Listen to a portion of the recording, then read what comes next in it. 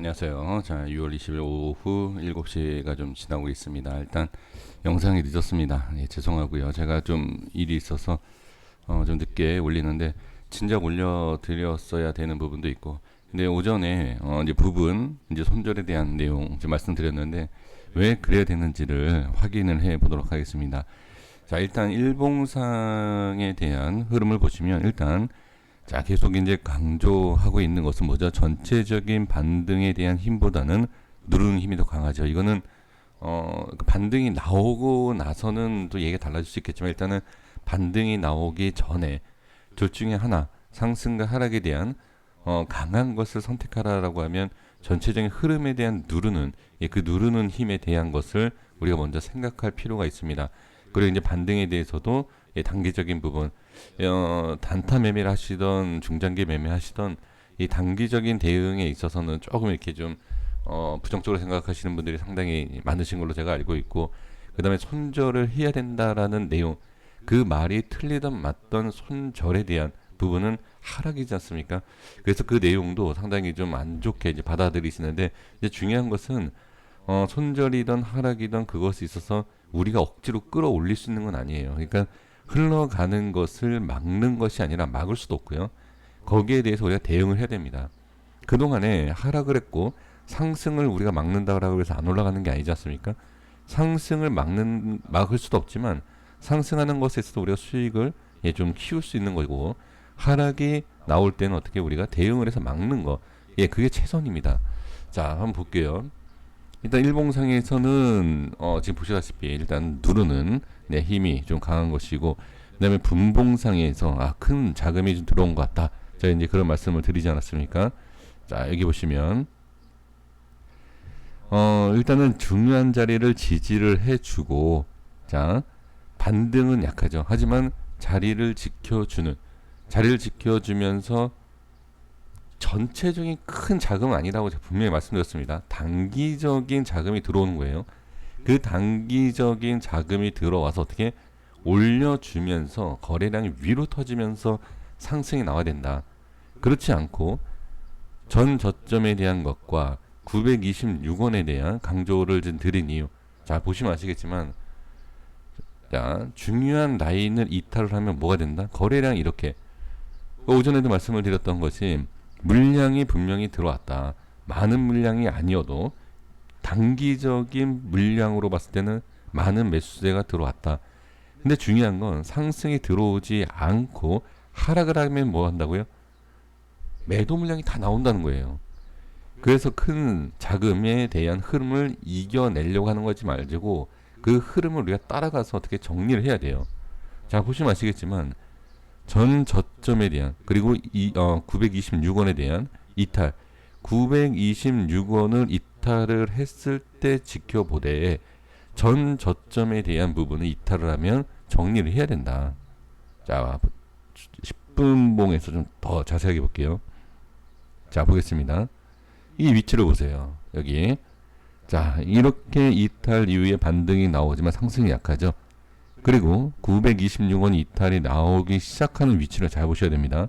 거래량이 나와요. 근데 정말 거래량이 많이 나오는 캔들에 대한 위치를 보세요. 전 저점입니다.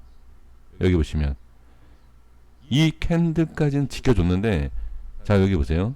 이탈하는 이 캔들을 보세요. 여기서부터 매도 물량이 엄청 나오는 거예요. 그러니까 많은 사람들은 이렇게 보고 있다. 근데 이거를 안 보고 그러니까 못 보시는 분들이 계시면 그냥 대응 안 하고 가만히 계시는 거예요. 이게 아무 의미가 없다라는 거죠. 그러니까 제가 이러한 내용이 우연으로 맞는다 하더라도 일단 하락 쪽이면 시청하시는 분들, 보유하고 계시는 분들은 무조건 기분이 나빠요. 어쩔 수 없습니다. 손실이 커지기 때문에 기분이 안 좋을 수밖에 없어요. 그래도 현실적으로 대응을 하는 거, 제가 욕을 먹던 안 좋은 말씀을 해주시던 뻔히 알고 있습니다. 저도 매매하면 하락한다라고 하면 누가 기분 좋겠습니까? 근데 대응이 필요하다. 그러니까 지금 이렇게 빠지는데 호재 하면서 올라간다 이 얘기는 저는 조금 좀 그런 게 뭐냐면, 뻔히 빠지는 걸 보이는데 호재 홀딩 기다려야 된다. 이게 맞는 내용인가요? 저는 실전 매매하시는 분들은 이거 뭐라고 할걸요. 다 대응을 해야 돼요. 실전 매매하시는 분들은. 근데 무조건 빠지는 거 보이는데도 홀딩 이게 호재 얘기하는 거, 과연 이게 시청하시는 분들, 이 투자자분들을 위한 얘기일까요? 저는 그게 아니라고 봐요. 그래서 어찌됐든 제가 뭐 시청해 주시는 분들께 좋은 얘기 듣자고 뭐 이런 게 아니라 있는 그대로의 것을 말씀드리는 거니까, 예, 직접 판단을 해 주시면 좋을 것 같습니다.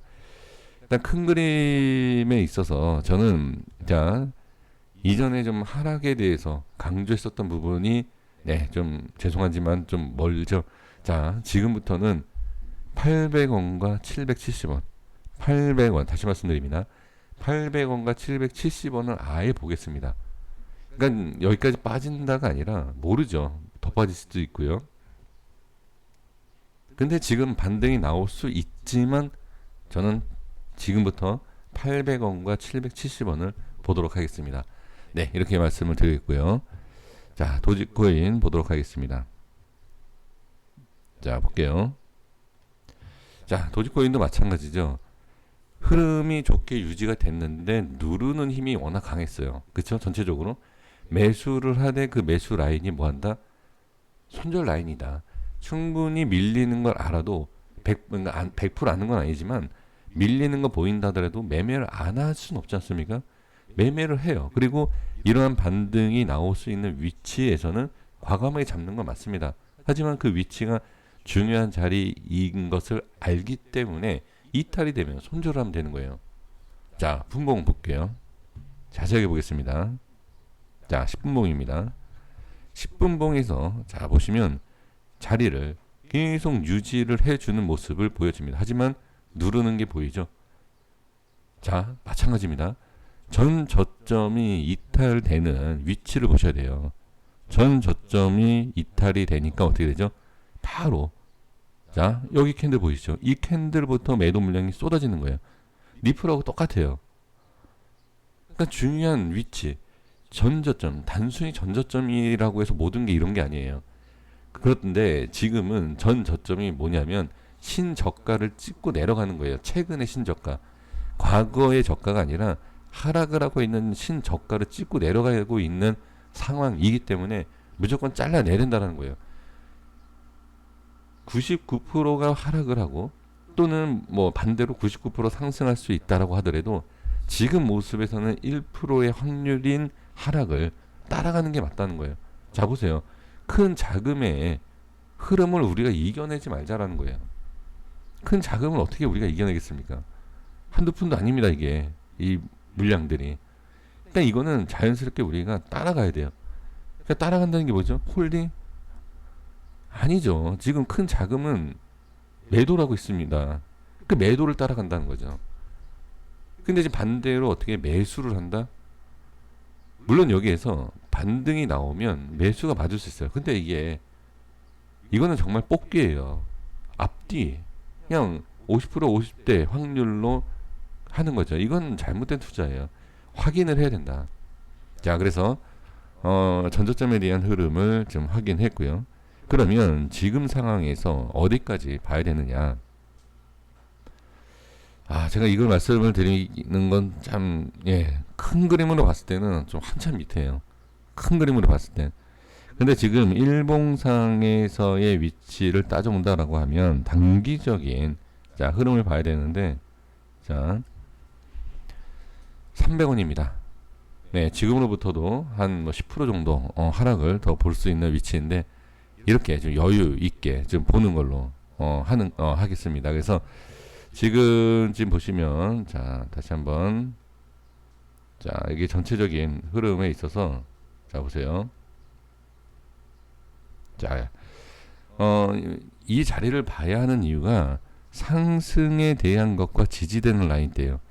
그 지지되는 라인에서 캔들을 또는 밑꼬리를 잘 분석을 해볼 필요가 있습니다.